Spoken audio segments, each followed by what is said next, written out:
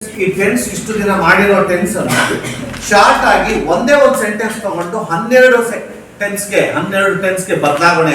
ಉದಾಹರಣೆಗೆ present simple, past simple, future simple, present continuous, past continuous, future continuous, present perfect, past perfect, future perfect, present perfect continuous, past perfect continuous, future perfect continuous. ಹಿಂಗೆ ಒಂದೇ ಒಂದು sentence ಹೇಗೆ change ಆಗುತ್ತೆ ಅಂತ. ಉದಾಹರಣೆಗೆ ಯಾವ್ದಾರ ಒಂದು ಸೆಂಟೆನ್ಸ್ ತಗೊಳ್ತೀನಿ. ಸಪೋಸ್ ಐ ತಗೊಳ್ಳೋಣ. ಐ ರೈಟ್ ದ ಎಕ್ಸಾಮ್ ಅಂತ. ಐ ರೈಟ್ ದ ಎಕ್ಸಾಮ್, ನಾನು ಆ ಪರೀಕ್ಷೆ ಬರೀತೀನಿ ಅನ್ನೋದು ನೋಡಿ ಎಷ್ಟು ವ್ಯತ್ಯಾಸ ಆಗಿದೆ. ಪ್ರೆಸೆಂಟ್ ಸಿಂಪಲ್ ಇರುವಂತ ಐ ರೈಟ್ ದ ಎಕ್ಸಾಮ್ ಅನ್ನೋದು ಚೇಂಜ್ ಮಾಡಿದಾಗ ಏನಾಗುತ್ತೆ? I note the exam. ಅಂದರೆ ರೈಟ್ ಇಂದ ಚೇಂಜ್ ಮಾಡಿದ್ಕೆ ರೋಟ್. ಪ್ರೆಸೆಂಟ್ ಸಿಂಪಲ್ ಇಂದ ಪಾಸ್ಟ್ ಬಹಳ ಇಂಪಾರ್ಟೆಂಟ್. ಪ್ರೆಸೆಂಟ್ ಸಿಂಪಲ್ ಇಂದ ಪಾಸ್ಟ್ ಸಿಂಪಲ್ ಅಂದ್ರೆ ಏನ್ ಹೇಳಿ? ರೈಟ್ ಇರೋದು ರೋಟ್ ಆಯ್ತು. ಫ್ಯೂಚರ್ ಗೆ ಐ ಗೆ ಶೆಲ್ ಬರುತ್ತೆ, ವಿಲ್ ಬರುತ್ತೆ. I shall right the exam. ಏನೇನ್ ಬದಲಾವಣೆ ಆಯ್ತು? ಶೆಲ್ ಆಯ್ತು, ಬೇಸ್ ಅದೇ ಉಳ್ಕೊಂಡಿದೆ, ಶೆಲ್ ಅಷ್ಟೇ ಉಳ್ಕೊಂಡಿದೆ. So write to, wrote to, shall write. ಮುಗಿತ present simple, past simple, future simple. ಇನ್ನು ಪ್ರೆಸೆಂಟ್ ಕಂಟಿನ್ಯೂಸ್ ಇದನ್ನೇ ತಗೊಂಡ್ರೆ ಐ ಗೆ to be form am, write ಗೆ ಇಂಗು ರೈಟಿಂಗ್. ಈ ಬರಿಬಾರ್ದು ಅಂತ ಹೇಳಿದೀನಿ. I am writing the exam. ಇದು ಆಮ್ ಅನ್ನೋದು ಪ್ರೆಸೆಂಟ್, ಇಂಗ್ ಅನ್ನೋದು ಕಂಟಿನ್ಯೂಸ್. ಕರೆಕ್ಟಾ? ಸೊ ಇದನ್ನ ಪಾಸ್ ಮಾಡಿ ಅಂದ್ರೆ I was writing the exam. So ಏನೇನು ಚೇಂಜ್ ಆಗಿದೆ? ಪ್ರೆಸೆಂಟ್ ಇರೋದು ಪಾಸ್ಟ್ ಆಗಿದೆ, ಇನ್ನೇನು ಬದಲಾವಣೆ ಆಗಿಲ್ಲ. ನೋಡಿದ್ರ? ಪ್ರೆಸೆಂಟ್ ಕಂಟಿನ್ಯೂಸ್ ಇಂದ ಪಾಸ್ಟ್ ಕಂಟಿನ್ಯೂಸ್ ಅಂದ್ರೆ ಕೇವಲ ಹೆಲ್ಪಿಂಗ್ ವರ್ಬ್ ಅಥವಾ ಬಿ ಫಾರ್ಮ್ ಚೇಂಜ್ ಆಗಿದೆ.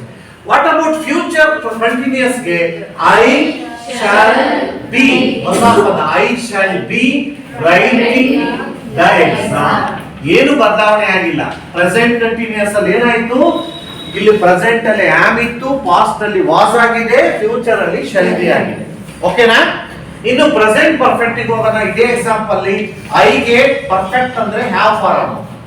ಹ್ಯಾಸ್ ಬರುತ್ತೆ, ಇಲ್ಲ ಹ್ಯಾವ್ ಬರುತ್ತೆ. ಐ ಗೆ ಹ್ಯಾವ್ ಬರೋದು. I have. Past participle I have, right past participle return the exam. ಏನ್ ಚೇಂಜ್ ಆಗಿದೆ?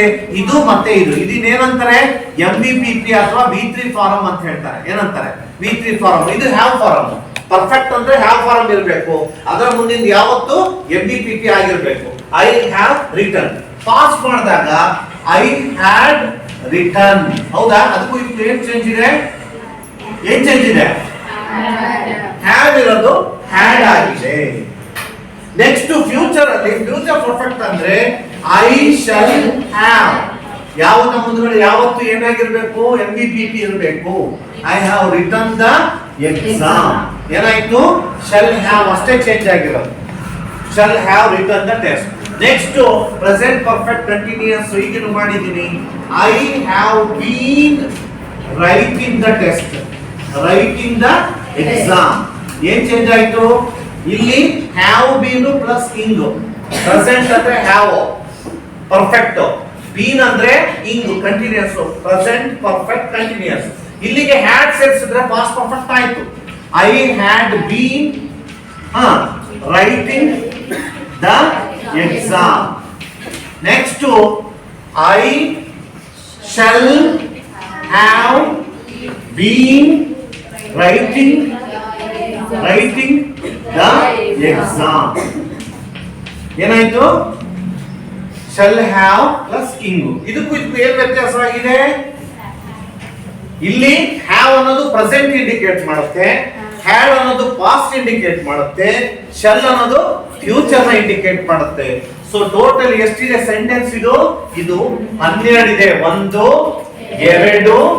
3 ಇದು 4 ಇದು 5 ಇದು ಯಾವ್ದು 6 ಇದು 7 8 9 10 11 12 12 ಟೆನ್ಸ್ ಅಲ್ಲಿ ಚೇಂಜ್ ಮಾಡಿದ್ದೀನಿ ಅಲ್ವಾ? ನಾವು ಕನ್ನಡದಲ್ಲಿ ಕೂಡ ಹೀಗೆ ಬರೀತಿದೀವಿ, ಬೇಕಾದ್ರೆ ಕನ್ನಡದಲ್ಲಿ ಕೂಡ ಇದನ್ನ ಹೇಳ್ಬಲ್ಲೆ. ಅರ್ಥ ಆಯ್ತಾ? ಸರಿ, ಟೇಕ್ ಕೇರ್.